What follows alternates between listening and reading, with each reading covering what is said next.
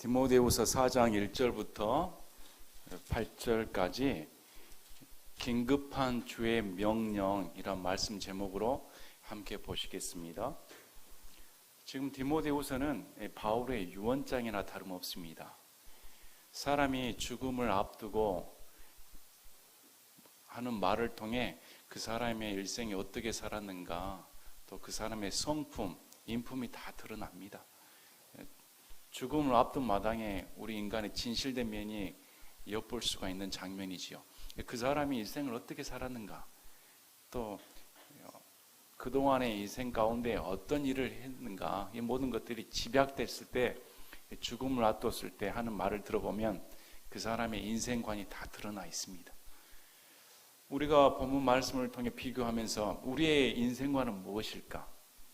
바울은 죽음을 앞두고 했었던 이 인생관의 말을 통해 우리랑 비교하면서 우리는 만약에 죽음이 바로 문턱에 닥쳐 있다면 우리는 어떻게 고백할 수 있을까? 한번 생각해 보는 시간이 되셨으면 합니다. 유언장이나 다름없는 바울의 이제 마지막 장인 디모데후서 4장 말씀을 보게 되었습니다. 반복적으로 바울은 디모데에게 예수 그리스도의 복음을 능력 있게 증거해라. 어떠한 환경 가운데 있을지라도 반드시 첫 번째, 두 번째, 세 번째, 너무도 중요한 임무는 언제고 어디서든 간에 예수 그리스도를 증거해야 된다. 이것을 유언으로 남기는 겁니다. 우리 교회도 마찬가지입니다. 우리 교회가 지향하는 바가 무엇입니까? 또 여기에 모인 이유가 무엇입니까? 예수 그리스도 때문에, 예수님 때문에 모이고, 예수님 때문에 예배를 드리고, 예수님 때문에 성경을 보고 있으며, 예수님 때문에 기도를 드리는 겁니다. 오늘 나와서 특송하는 이유가 뭡니까? 예수님 때문에, 예수님을 높이고자, 그분이 나의 인생의 주인이고 그분만이 높임을 받기를 원하기 때문에, 이런 것이 성도의 당연한 마음 가운데 새겨져야 할 것이죠. 그래서 반복적으로 또 말씀합니다. 디모데에게 바울이 이제 마지막으로 유언의 메시지를 증거하는데, 여기에는 바울의 인생관과 또 남아있는 자들이 무엇을 해야 할까? 이제 사도 바울은 떠나잖아요. 하나님의 부르심을 받아 이 생의 생을 마감하고 이제 하나님과 영원한 천국으로 들어가게 되어 있습니다. 그 사도가 남아있는 자들에게 부탁하는 말, 우리도 마찬가지입니다. 우리 눈에 사도가 없죠. 지금 이 시간에 예수님도 안 계시고 12사도도 없으며 우리는 성경을 통해 그분들의 말을 듣고 있는 것입니다. 그분들의 유언장이죠. 그래서 이 유언장을 읽었을 때 유언을 어떻게 받아들여야 할 것인가, 깊게 한번 생각해 보시는 시간이 되셨으면 합니다. 자, 4장 1절을 보니까, 그러므로 내가 하나님 앞과 주 예수 그리스도 앞에서 곧 친히 나타나실 때에 자신의 왕국에서 산자와 죽은 자를 심판하실 분 앞에서 내게 명하노니, 앞 구절에 보면 이 세대가 더 악해져 가고 더 악랄해져 가고 하나님을 따르는 삶의 방식을 거부하며 하나님을 믿는 사람들이 줄어들고 배교하는 현상들이 일어나게 된다. 이것은 불을 보듯 뻔한 일이다. 이럴 때 디모데야, 너는 어떻게 해야 되냐? 엄히 말을 하는데 바울이 이렇게 말합니다. 하나님 앞과 주 예수 그리스도 앞에서. 그냥 바울이 개인적으로 하는 말이 아니라는 겁니다.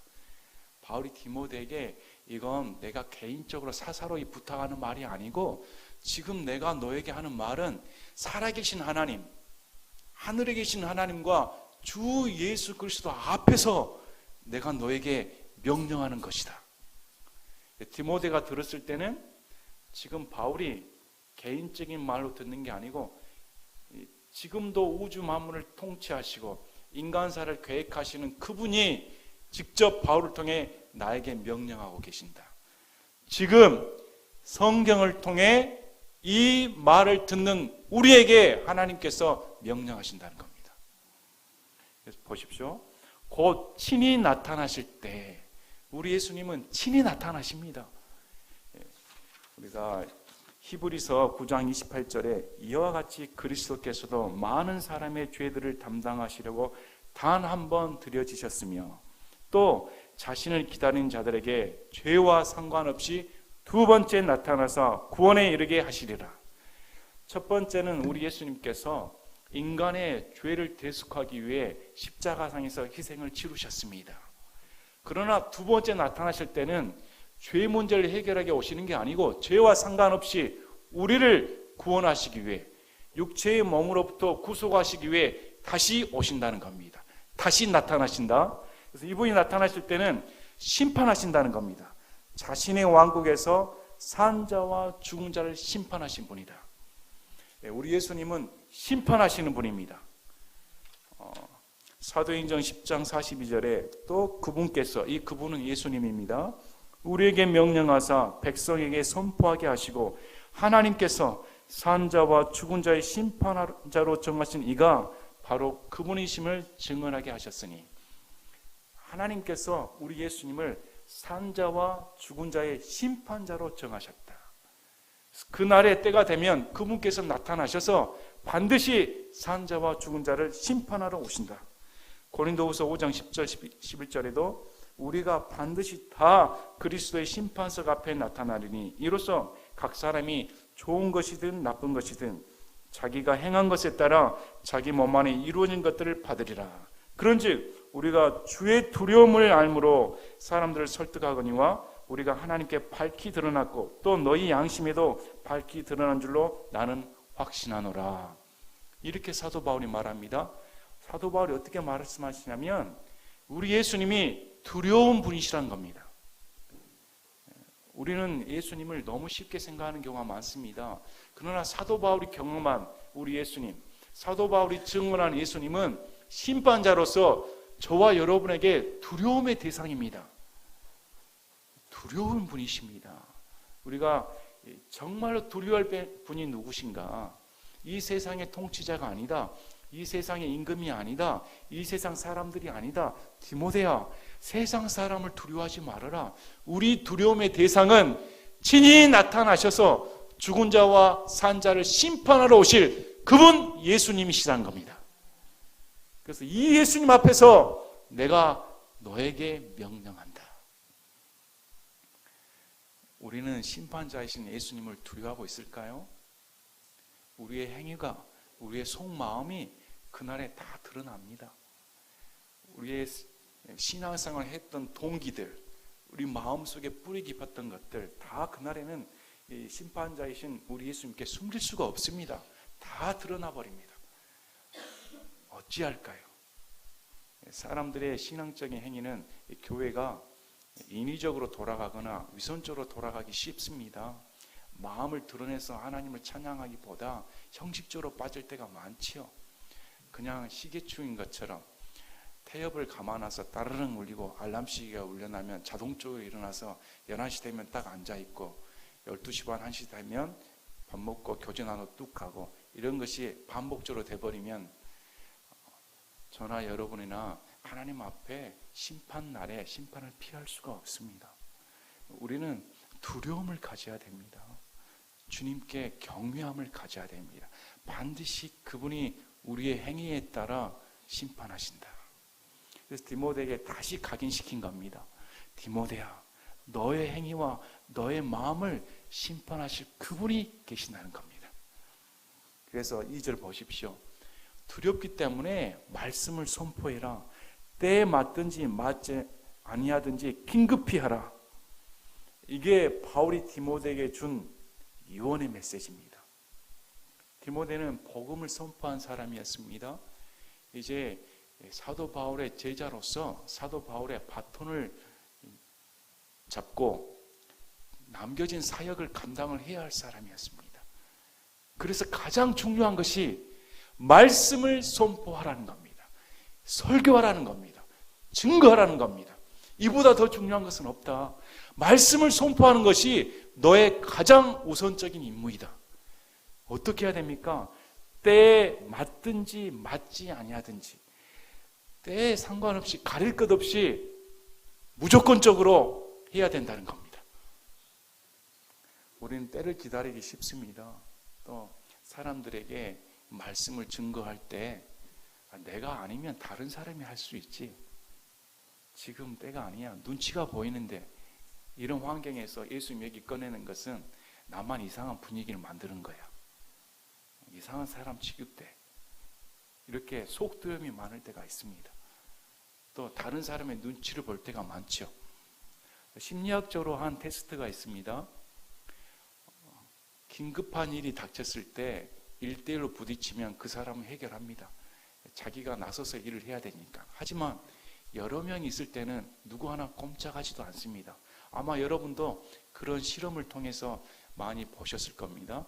다른 사람이 나서서 하겠지, 굳이 내가 아니어도. 그런데 이게 다 한마음이 돼버리기 때문에 긴급한 일을 해결하지 않는 걸 봅니다.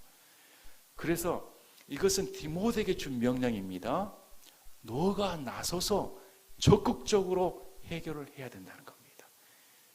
어느 때든지 가리지 말고. 환자가 응급실을 찾는 이유가 뭡니까? 응급실에서는 환자를 응급하게, 긴급하게, 신속하게 처리해 줄 수 있는 희망이 있기 때문에. 안 그러면 다음날 가지요. 그러나 지금 피를 흘리고 생명이 위독하는 자를 다음날까지 기다릴 수 없기 때문에 가장 빨리 신속하게 처리하기 위해서는 응급실로 앰뷸런스를 타고 바로 달려가는 거 아닙니까? 그런데 앰뷸런스에 도착하자마자 그곳에 있는 의사가 딴청을 부리고 있다면 보호자나 부모의 마음이 애간장이 녹지 않겠습니까? 지금 무슨 일을 하고 있는가? 빨리 사람을 살려야지.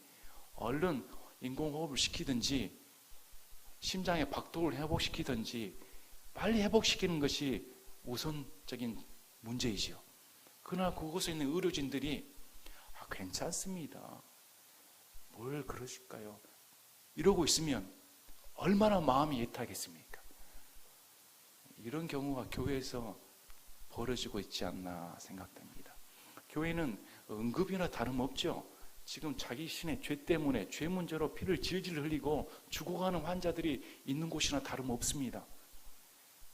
자신이 알지 못하는 독소에 의해서 죽어가는지도 모르고 의사의 진단을 맞아 당신은 정말 죽습니다, 각인시켜야 되지요.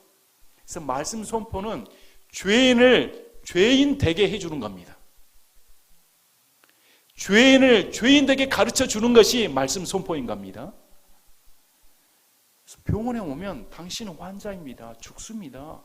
그래서 당신 치료받아야 됩니다, 서둘러서 해줘야 되죠. 그런데 거기서 오락을 즐기는다든지 아니면 우리 배고프니까 음식 먼저 먹고 시작합시다, 이러고 있으면 어떻게 될까요? 교회는 교제의 장소가 아닙니다. 교회는 오락의 장소가 아닙니다. 교회는 응급실입니다. 응급실입니다. 당신은 죽습니다. 지금도 당신의 죄 때문에 알지 못하는 피를 흘리고 있습니다. 이대로 가다는 당신은 죽습니다. 가르쳐 줘야 됩니다. 그래서 살아날 방법이 있습니다. 살아날 방법이 예수 그리스도 피로 수혈 받아야 됩니다. 예수 그리스도 피가 당신을 살릴 수밖에 없습니다. 이걸 가르치지 않는다면 어떻게 죽은 자를 뻔히 보면서 내버려 두는 것과 같지요. 우리 눈에, 여러분들의 눈에 인생들이 지금 죽어가고 있게 보입니까? 지금 걸어다니는 사람들이 자신들의 죄 때문에 죽어가는 것이 눈에 보입니까? 그래서 디모데에게 바울이 하는 말이, 환자들이 죽어가고 있다, 저 사람들의 생명이 얼마 남지 않았다, 육체의 생명이 끝나기 전에 말씀을 전해야 그 사람에게 기회를 제공해 주는 것이다. 기회를 제공받지 않으면 어떻게 살 수가 있냐. 그래서 때를 가릴 것이 없다는 겁니다. 길거리에서 사람이 쓰러져 죽어갑니다. 사람을 부를 시간이 없죠. 그럼 어떻게 해야 됩니까? 내가 나서서 살려야 되죠. 우리가 이런 심정을 가져야 됩니다. 정말로 복음이 내 안에 들어오고 예수 그리스도의 사랑이 내 안에 들어오고 예수 그리스도의 구원의 감격이 들어오고 예수 그리스도의 십자가 형벌이 들어오고 예수 그리스도의 부활이 내 마음에 들어오면 때를 가리지 않습니다. 미친놈 소리 들어도 좋습니다. 듣든지 아니하든지 간에 이게 저 사람의 생명을 살 수 있는 유일한 길이기 때문에 말씀을 증거하지 않을 수가 없다는 겁니다. 그래서 사도 바울이 뭘 하겠습니까? 내가 복음을 증거하지 않으면 내게 화로다. 견딜 수가 없다는 겁니다. 어떻게 예수 그리스도의 생명의 복음을 내가 담았는데 이걸 증거하지 않고 견딜 수가 있냐? 그래서 우리가 이러한 유언적인 메시지를 받아들여야 됩니다. 여러분 인식하십니까? 그래서 보십시오. 모든 오래 참음과 교리로 책망하고 꾸짖고 권면하라. 때를 상관없이 말씀을 증거하는데 오래 참아야 되고 교리로 책망하고 꾸짖어야 된다. 권면해야 된다. 하나님 말씀은 어찌 보면 우리에게 달콤하게 들리지 않을 때가 있습니다. 이곳에 와서 위로받고 싶은데 하나님 너무 좋으신 분이어서 그분 안에 팔에 안기면 나의 인생 문제가 다 해결되는데 그런 메시지가 얼마나 달콤하고 좋습니까? 물론 성경에는 그렇게 말씀합니다. 우리가 그 품 안에 들어간 순간 우리 하나님은 우리의 절대적인 보호자가 되어 주셔서 어떠한 환경 가운데서도 우리를 구원해 주십니다. 그러나 그것이 선행되기 위해서는 우리가 죄인임을 알아야 되고 죽을 수밖에 없는 자인 것을 깨달아야 된다는 것이죠. 자, 이 사도 바울이 어떠한 환경에서 말씀을 증거했냐? 사도행전 28장 30절 31절에 보면 바울이 자기 셋집에서 만 2년을 거하며 자기에게 오는 모든 사람을 받아들이고 전적으로 확신 있게 하나님의 왕국을 선포하며 주 예수 그리스도에 관한 그것들을 가르치되 아무도 그를 막지 못하더라. 사도 바울은 죄인의 신분으로서 로마에 압송되어 감옥에 갇힌 자였습니다. 가택연금이죠. 여기서는 가택연금을 당한 죄인의 신분으로서도 자신의 형편에 굴하지 않고 죄인이잖아요. 오히려 자유인이 훨씬 더 마음에 여유가 있지 않을까요? 그런데 그 죄인이 자유인에게 복음을 전적으로 확신 있게 증거했다는 것입니다. 우리가 쇠창살에 갇혀서 죄인들과 함께 갇혔다고 생각해 보십시오. 그러면 이 바울처럼 전적으로 확신 있게 복음을 증거할 수 있을까요? 상황이 좀 나아지면 내가 풀려나서 환경이 개선되면 그때는 목소리를 높여서 내가 말씀을 증거할 수 있겠다. 지금 내 스스로도 죄인이고 나도 언제 죽을지 모르는 내 형편이 지금 내 코가 석자인데 무슨 복음을 증거하냐, 무슨 낯으로. 이렇게 마음이 오그라들기 쉽죠. 하지만 바울은 자신이 죄인의 신분에 상관없이 어떤 곳에 있든지 간에 어떤 사람을 대상으로 하든지 간에 그 사람이 왕이든 천민이든 죄인이든 노예든 부자든 귀부인이든 어느 누구든 막론하지 않고 복음을 증거했다는 것입니다. 그래서 우리가 이렇게 전적으로 확신 있게 복음을 증거하는 그러한 마음을 갖기를 원합니다. 자, 그래서 오래 참아야 됩니다. 우리는 그 사람이 하나님 말씀으로 한 번에 벼락 맞은 것처럼 돌변했으면 좋겠습니다. 기적과 같은 역사가 일어나면 얼마나 좋을까요? 사람을 지켜보면서 어째 저렇게 저 사람 변하지 않을까? 왜 자기 생각에 꽉 둘러싸서 양파 껍질처럼 도대체 수백 가지 껍질로 자신을 감추고 있을까? 좀 한꺼번에 드러나 버렸으면, 하나님 앞에 무릎을 꿇었으면, 바싹 깨졌으면, 설교하는 입장도 마찬가지입니다. 말씀을 통해 다 무릎을 꿇어버렸으면, 하나님의 살아계심이 증거돼 버렸으면 얼마나 좋을까? 그러나 그러한 일은 설교자로서의 성품에 어떤 성품을 가져야 되냐면 그 사람을 참어라. 왜 참으라는 말을 바울이 할 수 있었겠습니까? 바울과 같은 나도 하나님을 대적한 나, 예수 그리스도를 대적하며 교회를 핍박하며 성도들을 죽음 가운데 내보냈던 이 나를 예수님께서는 오래 참아주셨다. 디모데야, 너도 복음을 증거한 사람으로서 한 사람의 성품이 바뀌고 한 사람의 말씀으로 변화되는 것은 급작스럽게 일어나는 경우는 드물다는 겁니다. 참고 기다려줘라. 하나님 말씀이 하나하나 들어가면 양파 껍질이 하나씩 벗기는 것처럼 점차 하나님 말씀이 그 속에 들어가 사람이 변화되게 된다. 그리고 교리로 책망해야 된다. 다른 교리는 받아들여서는 안 된다는 겁니다.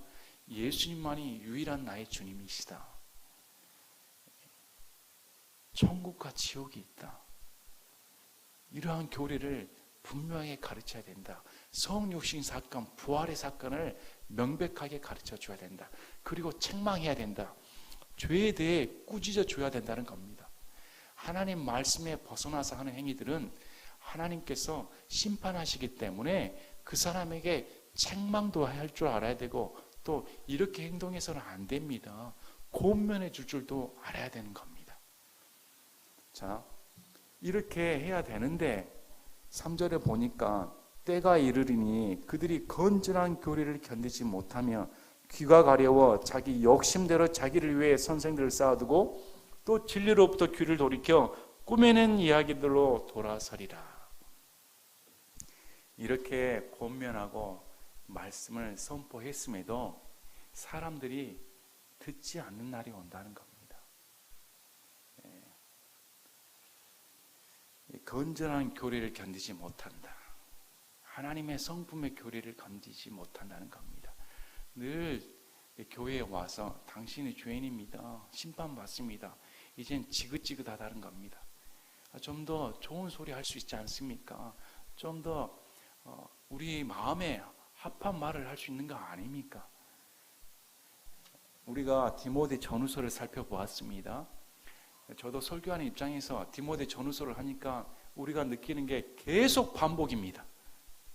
계속 반복적으로 예수님이 심판하러 오신다. 예수님이 우리의 구원자이시다. 너는 고난 받는다. 고난에 적극 동참해라. 똑같은 말의 반복입니다. 그래서 사람들은 구태의연하다. 반복적인 말 대신에 좀 신기한 거, 새로운 사상을 듣고 싶다는 겁니다. 그러나 우리 가운데 바울이 십자가를 만난 것처럼 늘상 바울이 주장한 것은 처음부터 끝까지 예수 그리스도의 십자가와 부활입니다. 100번 들어도 1000번 들어도 10,000번 들어도 더 새롭게 다가오는 것이 예수 그리스도의 십자가와 부활입니다. 오늘도 내일도 죽는 순간까지 들어야 할 설교가 예수 그리스도의 십자가와 부활입니다. 이런 것이 없으면 사람들이 귀가 가렵다는 겁니다. 더 이상 듣기 쉽다. 귀 좀 후벼졌으면 좋겠다. 여러분, 귀가 가려움증 한번 겪어보셨죠? 그냥 손가락으로 넣어가지고 후벼버리고 싶습니다. 이비인후과 가면 후비면 후빌수록 귀의 벽이 상처를 받기 때문에 더 염증이 도집니다. 그래서 후비지 마십시오. 근데 그 순간 얼마나 시원한지요. 그냥 좀 딱딱한 것으로 싹 긁어버리면 얼마나 시원할지. 사람들이 이 가려움증에 견디지 못해서 자신을 좀 시원하게 해줄 그런 도구를 찾는다는 겁니다. 그래서 그 도구가 거짓 대언자고 거짓 교사를 찾아간다는 것이죠. 이 거짓 대언자와 거짓 교사는 베드로후서 2장에 나옵니다. 베드로후서 2장 1절 3절을 보십시오. 그러나 백성 가운데 거짓 대언자들이 있었던 것 같이 구약에도 백성 가운데 거짓으로 대언하는 사람들이 있었습니다. 너희 가운데도 거짓 교사들이 있으리니. 교회 내에서도 거짓 교사들이 있는단 말입니다. 그래서 그들은 정죄받을 이단 교리들을 몰래 들여와 심지어 자기들을 사신 주를 부인하기까지 하고 자기들 위해 신속한 파멸을 가져오리라. 종교 다원주의를 말하는 자들은 신속한 파멸을 받게 되어 있습니다. 예수님 외에 구원자가 없기 때문에. 많은 사람들이 그들의 악독한 길들을 따를 터인즉 그들로 인해 진리의 길이 비방받을 것이요 그들이 탐욕으로 말미암아 거짓된 말들을 가지고 너희를 상품 취급하리니 그들에 대한 심판은 오래되어 이제 지체하지 아니하며 그들이 받을 정죄는 잠자지 아니하느니라. 그래서 이 사람들은 교회 성도수 불리기에 급급하지요. 헌금에 눈이 멀어서 어떻게 하면 교회를 예배당을 웅장하게 지을까 신문 광고를 하고 떠들썩하게 예배당이 큰 것을 자랑을 합니다. 그래서 성도들을 상품 취급합니다. 한 사람 한 사람이 내는 돈이 얼마일까 금방 계산을 하지요. 이런 것은 거짓 교사입니다. 거짓 교사들은 영혼에 관심이 없는 겁니다. 철저히 바울과 디모데는 한 사람의 영혼에 관점을 두는 겁니다. 그러나 이 사람들은 영혼에 관점을 두는 게 아니고 사람 수만 불어나면 자랑을 한다는 것이죠. 그래서 자신들을 사신 주를 부인한다. 예수님이 이루는 업적을 사람이 그 영광을 가로채버리는 겁니다. 이런 거짓 교사와 거짓 대언자들에게 신속히 파멸을 가져온다. 자, 우리가 구약을 보시겠습니다. 구약에 거짓 대언자 얘기가 나옵니다. 역대기야 18장을 함께 보시겠습니다. 우리가 신약을 보면서 구약의 내용을 참고하는 것은 우리 성도들에게 큰 유익을 가져다 줍니다. 또 구약을 대체적으로 읽지 않는 경향이 있기 때문에 신약 말씀을 보시면서 함께 구약의 말씀을 참고하는 것은 우리에게 큰 유익을 가져다 줍니다. 역대기의 18장 사건은 이스라엘 왕 아합과 유다 왕 여호사밧이 합세하여 시리아 땅을 치려는 과정 중에 벌어진 사건입니다. 그래서 이스라엘 왕 아합에게 대언자가 있었는데 무려 400명이 대언을 했는데 이 400명이 치러 가십시오. 치러 가시면 형통하게 이길 수 있습니다. 이렇게 대언을 해 주었습니다. 그러나 18장 사건의 주인공인 미가야라는 하나님의 대언자는 안 된다는 것입니다. 심판의 메시지를 증거합니다. 그러한 과정이 적혀져 있습니다. 자, 18장을 보십시오.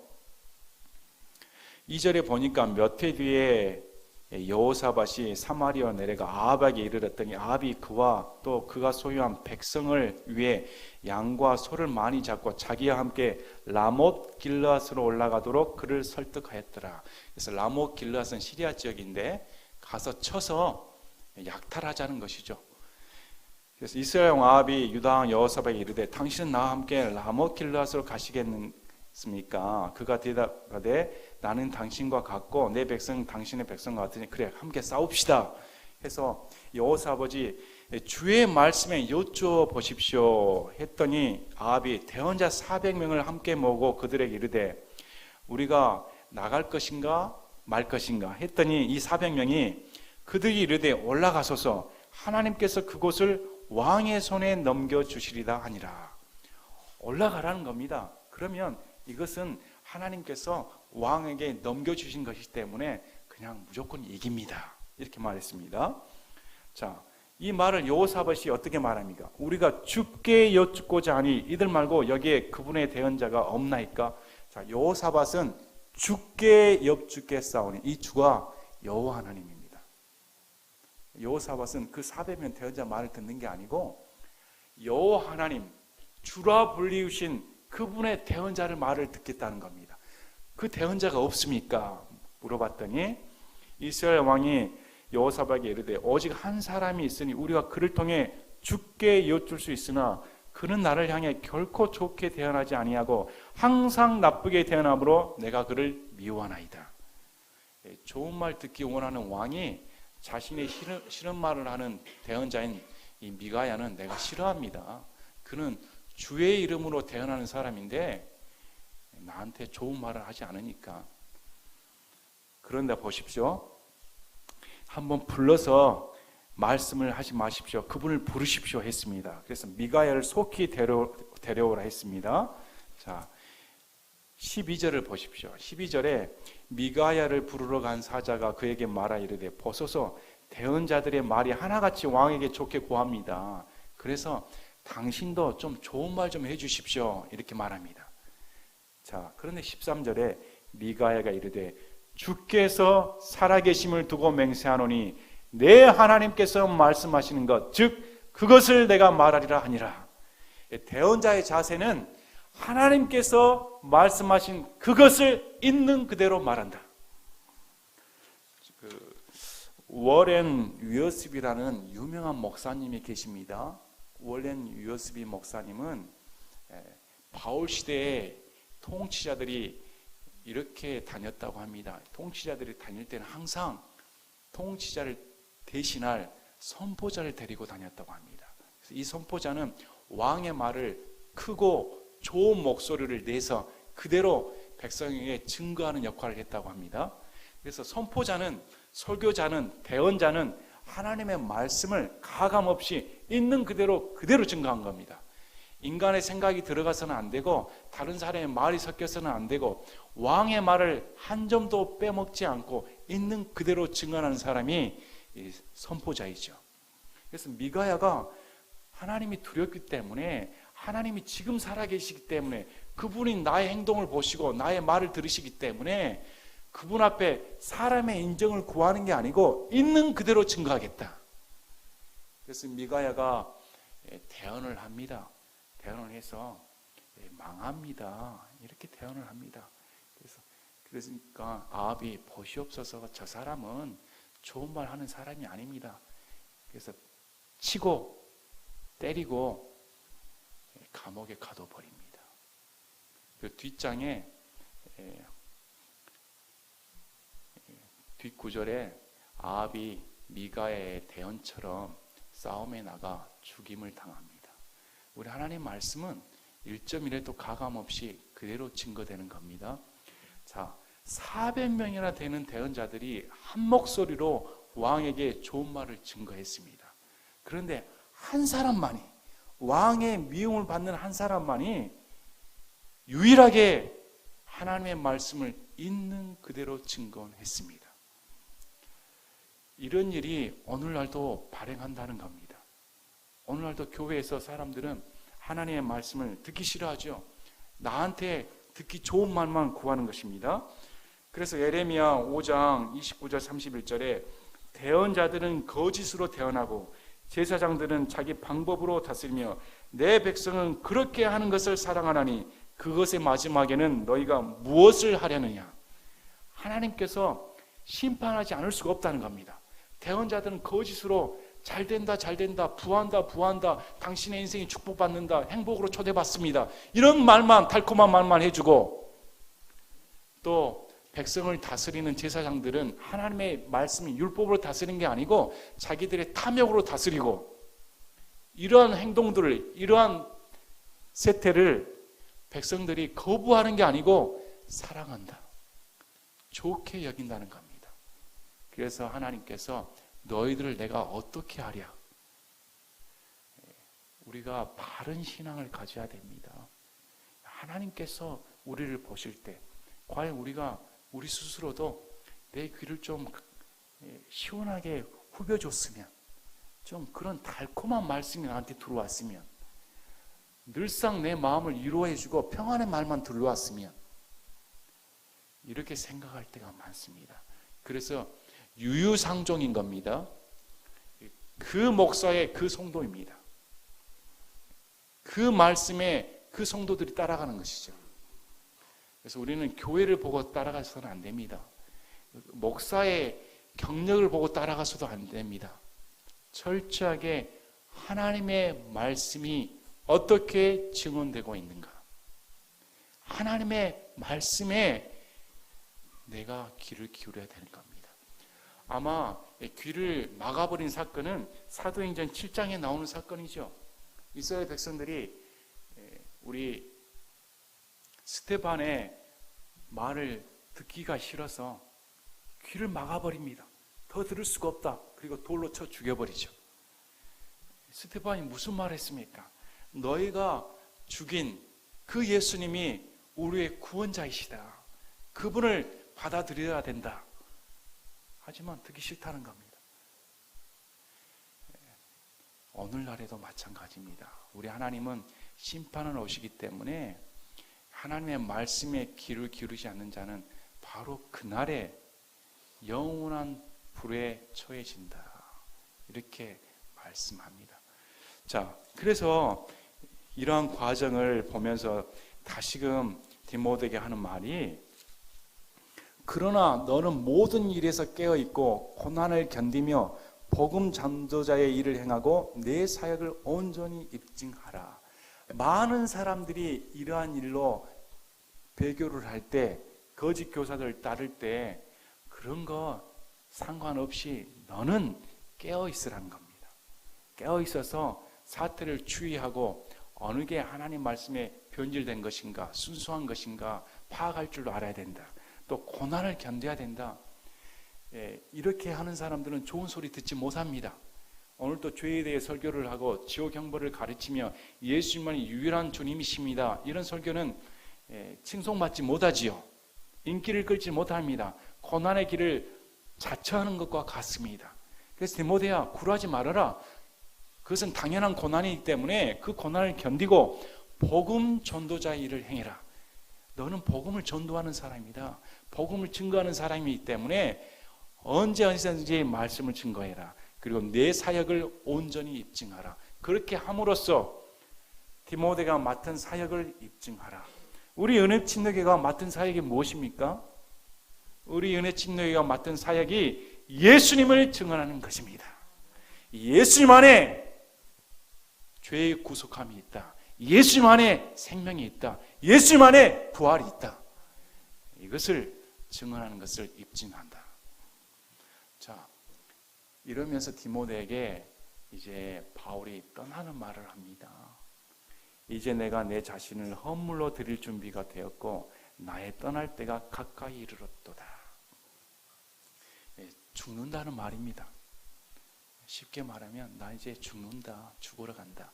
여기서 떠나다는 말은 이런 뜻을 갖고 있답니다. 천막을 쳤는데 우리가 야외에 나가면 천막을 치지 않습니까? 천막을 쳤다가 이제 활동을 다 마친 후에는 천막을 걷어 올립니다. 그래서 천막을 걷어 올릴 때 쓰는 용어입니다. 그리고 어떤 때 쓰냐면 돛담배 아시죠? 도출담배가 항해를 떠날 때 쓰는 용어가 여기서 떠난다는 용어라고 합니다. 무슨 말이냐면 이제 바울에게는 새 삶이 주어져 있습니다. 이제 이 생애의 삶을 마치고 돛담배가 새로운 곳으로 가는 것처럼 우리 주님과 함께 영원한 삶으로 들어간다. 이러한 것을 가르치고 이제 그렇게 난 떠난다는 겁니다. 자,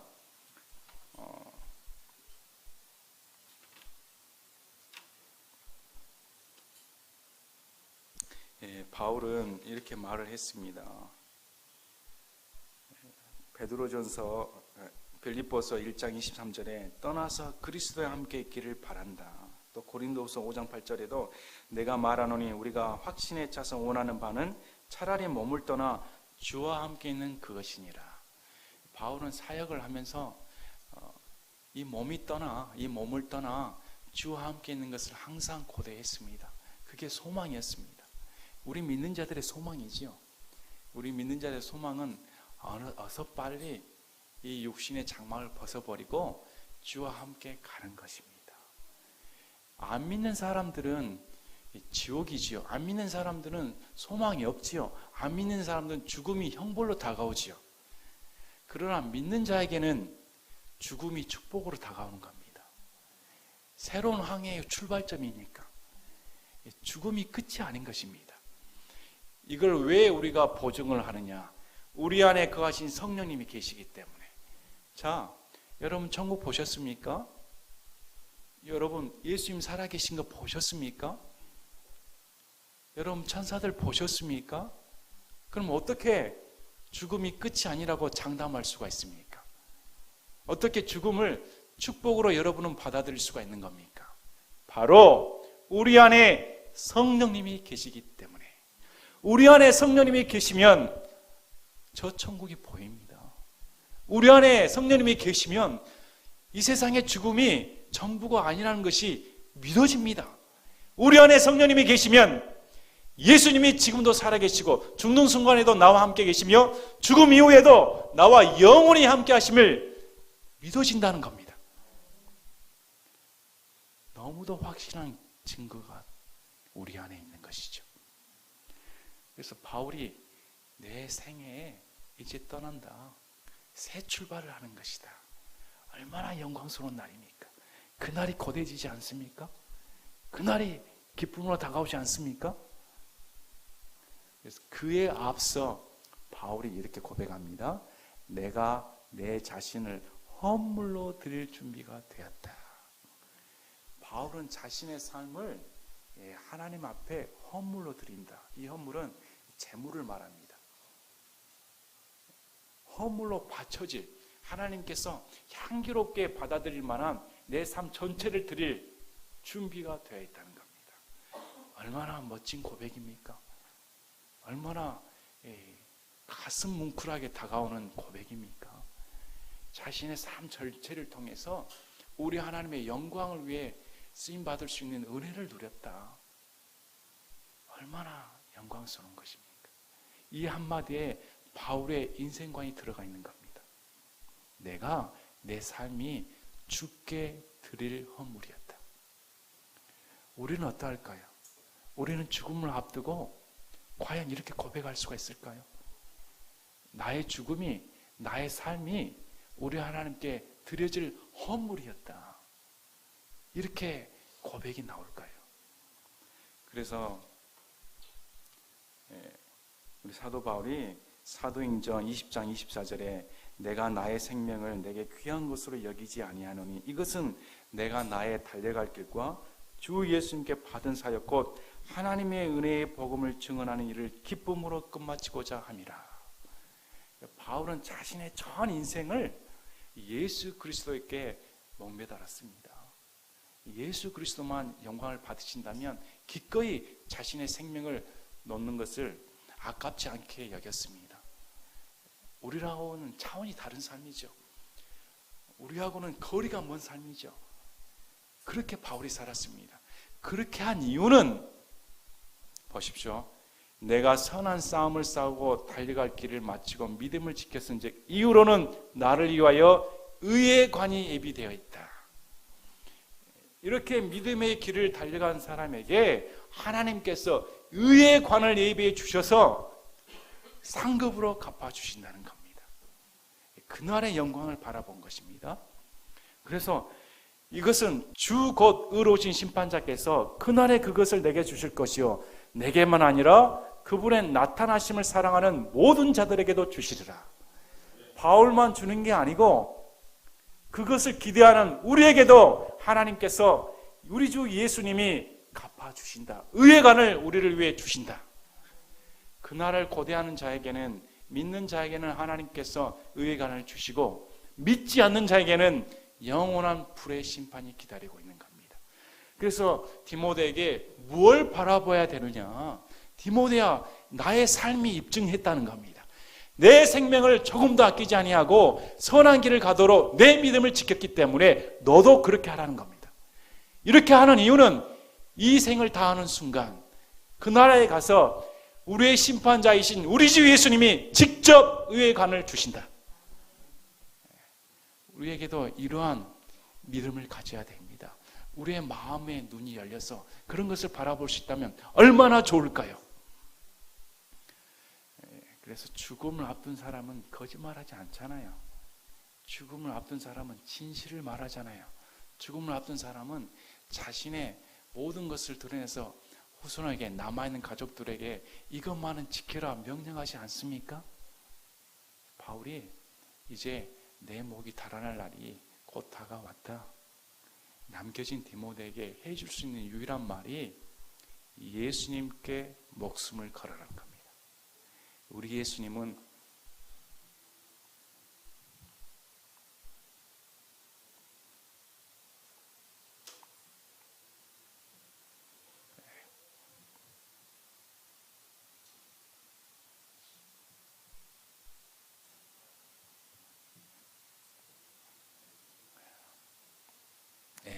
우리 예수님은 배반하지 않으신 분입니다. 우리 예수님은 갚아주시는 신실하신 분이십니다.